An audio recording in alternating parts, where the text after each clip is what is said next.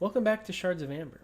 We left off with episode 12, where the party had escaped the chase and had safely delivered Nanette to the ship. They themselves then chose to continue on the ship north to Ermlathspear, crossing the neck of the Dragonmere and the Sea of Fallen Stars. And they decided that they didn't want to go back through the city of Westgate, fearful of their lives.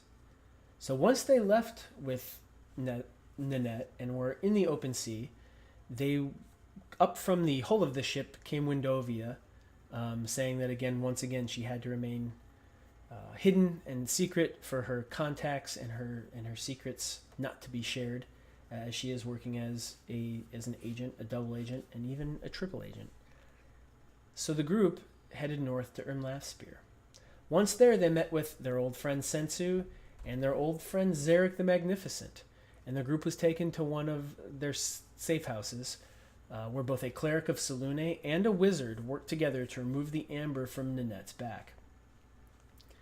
Once freed of it, she began to speak normally. However, she did express her innate fear of it and wanted nothing to do with it again.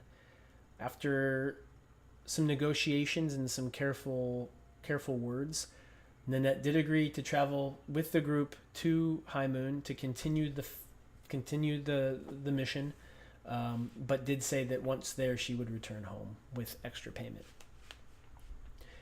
Windovia then split the shards of amber that were with the party two ways. Sensu would take one up the waterway through the sea, up the river Arkan, and then cross a small mountain pass into High Moon. And Zarek and his small party would take a land route, kind of cutting through on the edges of the Thunder Peaks, trying to stay as far away from the road as possible. The party then acted as if they were still in possession of the items, and took the road from Ermlathspear to Darrelune, and then from Darrelune to Archenbridge, and then Archenbridge they took a water route to High Moon. Somewhere between Ermlathspear and Darrelune, the party was attacked by an unknown enemy group dressed with red cloaks. That group quickly fled once they realized it was not going to be an easy fight. They had no further attacks on their travels north, and they safely arrived in High Moon. They met with Simus and were rewarded with gratitude, gold, and items. The party was asked if they wanted to join his group, politely declined, saying they wanted to remain independent, but did say that they would ally themselves because they believed in the cause. Through information exchange back and forth, it was revealed that additional agents of Simus had been set out into the Dalelands, Sembia, and Cormyr, all trying to find additional shards of amber, and several were recovered. While in High Moon, Simus was attacked in public by 4 people dressed with red cloaks.